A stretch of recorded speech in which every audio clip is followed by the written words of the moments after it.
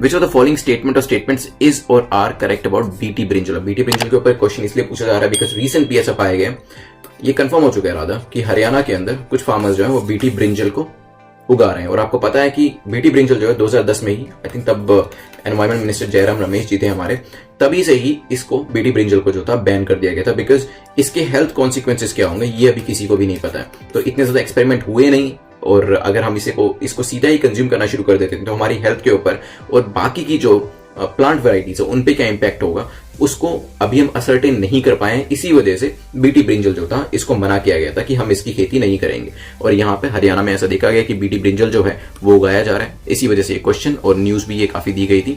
तो पहली statement BT brinjal के बारे में है कि BT brinjal is a transgenic brinjal created by inserting gene CRY1AC। तो इसके अंदर CRY1AC का जीन डाला जाता है और उसके बाद जो ब्रिंजल है वो बीटी ब्रिंजल बन जाता है, हो सकता है। Second, BT brinjal has resistance against insects such as shoot borer. तो जो बीटी ब्रिंजल है उसके अंदर एक रेजिस्टेंस होती है, किसके अगेंस्ट में?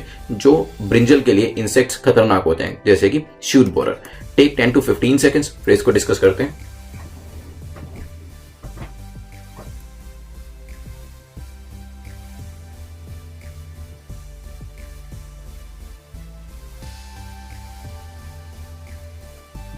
चलिए डिस्कस करते हैं। तो यहाँ पे पहली स्टेटमेंट की अगर बात करें, जब बैकग्राउंड आपको पता चल चुका है कि हरियाणा के अंदर बीटी ब्रिंजल बनाया जा रहा था। और यहाँ पर बीटी ब्रिंजल में होता क्या है, it becomes a transgenic brinjal. जब हम इसके अंदर CRY1AC का जो जीन है वो इंसर्ट कर देते हैं तो पहली स्टेटमेंट करेक्ट हो जाती है। लेकिन CRY1AC का जीन डालने से फायदा क्या हुआ? फायदा यही होता है कि बीटी ब्रिंजल के अंदर एक रेजिस्टेंस आ जाती है, किसके अगेंस्ट में? इंसेक्ट शूट बोरर के अगेंस्ट में। ठीक है, अब बहुत से लोग कहेंगे कि अगर ये रेजिस्टेंस आ जाती है और हमारे पास जो हमें जो ब्रिंजल मिलेगा उस पे इंसेक्ट का कोई इंपैक्ट नहीं पड़ेगा तो अच्छी बात है ना, ये बात बिल्कुल ठीक है।